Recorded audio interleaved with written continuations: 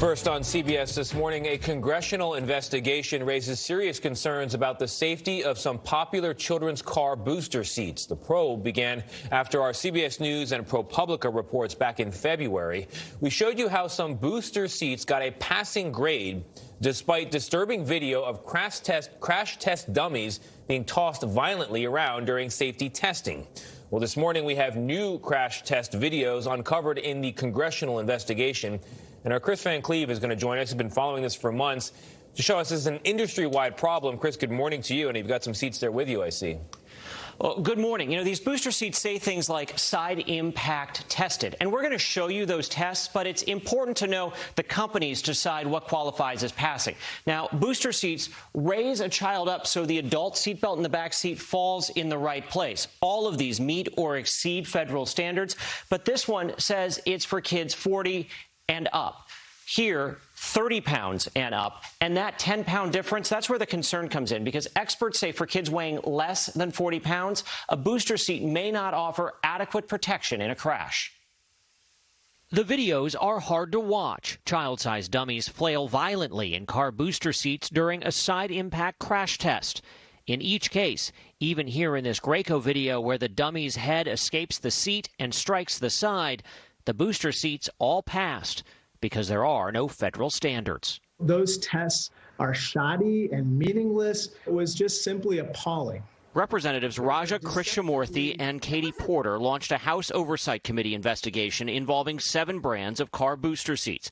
Keep your kid in the harnessed car seat. Following our CBS News ProPublica reports in February. I have to credit you folks with really shining a light on this issue. Their findings obtained by CBS News conclude booster seat makers endangered the lives of millions of American children and misled consumers about the safety of booster seats by failing to conduct appropriate side impact testing, deceiving consumers with false and misleading statements about their side impact testing protocols, and unsafely recommending that children under 40 pounds and as light as 30 pounds can use booster seats.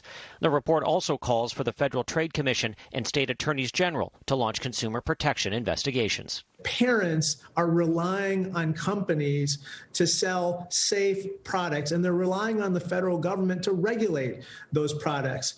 And unfortunately, neither of those two things happened, and that is disgraceful. When the manufacturer's guidance is in fact a bunch of falsehoods and lies, kids' lives are being put at risk. Dr. Ben Hoffman is a lead author of car seat recommendations for the American Academy of Pediatrics. There's not a scenario in which I would ever want to see a child under 40 pounds in a booster seat. It's just not necessary. We asked Hoffman to review the test videos obtained during the House investigation. Would you have given any of the booster seats in those videos a passing grade? I can't imagine that I would give those a passing grade. The videos where the impact was on the far side, those were especially terrifying because there was so much movement of the head and neck of the dummy outside of the shell of the booster seat. Since at least 2002, the American Academy of Pediatrics has recommended kids be at least 40 pounds before transitioning to a booster seat.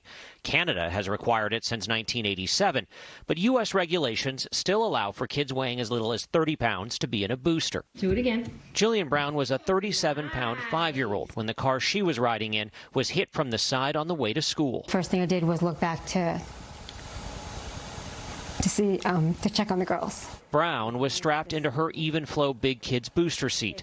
The crash left her internally decapitated, paralyzing her from the neck down. Now 9 years old, she's kept alive by a ventilator. I would never have bought that if I'd known. I would have left them in the front-facing 5-point harness for years. You know, you read it and you believe it. Evenflow says her booster seat performed as designed, and Jillian's injuries were primarily due to the severity of the crash and/or driver error, adding the seat meets or exceeds federal standards and passed the company's internal crash tests. The company settled a lawsuit with the Brown family this summer. But 4 years before the crash that left Jillian paralyzed, internal emails from 2012 show Evenflow decided to spend $30,000 in additional labeling costs to market boosters to kids 30 pounds and up in the U.S. instead of adopting the 40-pound standard required in Canada for the same seats. One executive writing, "I have looked at 40 pounds for the U.S. numerous times and will not approve this." House investigators found several makers have adopted a 40-pound minimum, Evenflow and Graco, as recently as earlier this year. But Baby Trend and Kids Embrace continue to market their booster seats for children as little as 30 pounds. Chico's website now has a 40-pound minimum, but we were able to buy this booster Tuesday that says 30 pounds and up. As a parent, I am begging people to please not put children under 40 pounds in a booster seat. What we've seen from this investigation is terrifying and heartbreaking. The companies all declined to go on camera. So did their trade association, which says in a statement, a correctly used car seat is a child's best defense in a car crash, reducing the risk of injury by 45% compared with vehicle seatbelts alone, adding the industry supports stringent federal standards. Now, the report is also critical of the National Highway Traffic Safety Administration that would set those standards, because despite being directed by Congress 20 years ago to create a side impact crash test standard for car seats, the agency hasn't done it.